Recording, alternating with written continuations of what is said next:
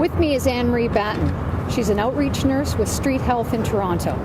Thanks for joining us, Anne-Marie. Thanks for having me. The communications department learned about your tweet.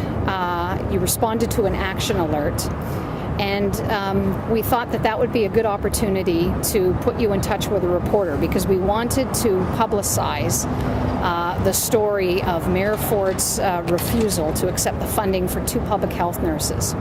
I want to go back to the tweet. What motivated you to send out that message? When I responded to the action alert, I responded just like everyone else in a form action alert. When I got the response back from Mayor Ford, and it was the words basically saying we had enough funding, but we needed to learn to prioritize, I was profoundly offended by those words, because I work with the most vulnerable of the vulnerable, and that's what prompted me. And I said to Mayor Ford what I wrote in the letter and what I shared in the tweet was, come out with me for a day.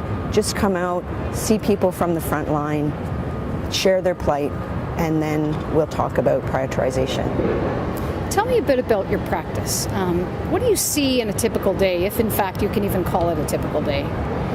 We see poverty, we see homelessness, we see vulnerable seniors, we see people with very few resources, facing judgment, stigmatization, and we do our best to overcome that through our work.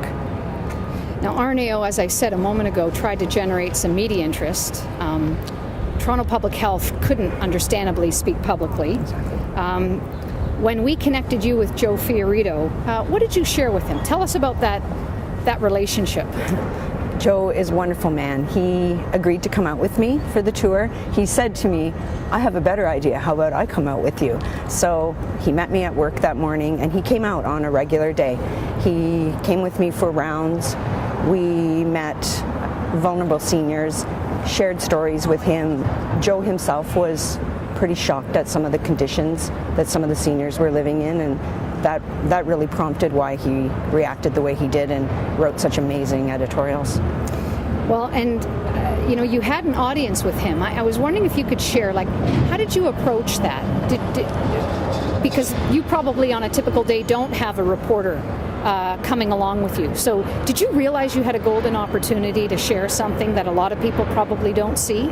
I did, and I prepared. I made sure also that when I went on my rounds that day, that we had people who would speak to Joe and wouldn't mind the confidentiality aspect of it as well.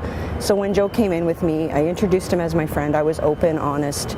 He admitted he was from the Toronto Star because he took pictures, and the folks were really willing to talk to him, share their experiences. They really opened up their heartfelt stories, and that's really what we got across. That's excellent. How surprised were you that he wrote 4 columns in all? I was shocked. I knew that Joe was really touched, and we had gone for coffee after, and I knew that he was willing to put it all down on paper and really stand up, but I was shocked that it took 4 columns. Happy, but shocked.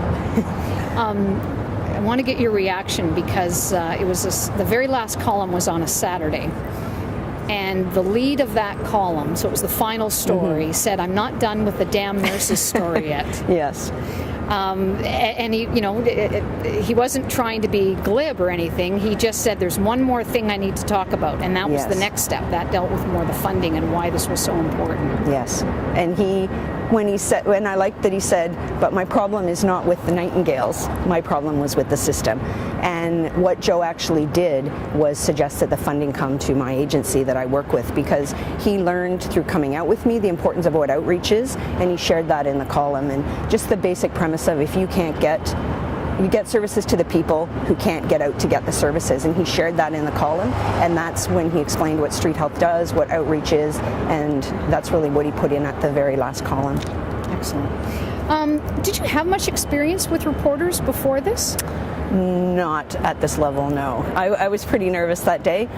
Since then, I've been able to speak on several occasions and get the message out. But if it wasn't for Joe Fiorito doing those articles, I don't know that I would have had that opportunity.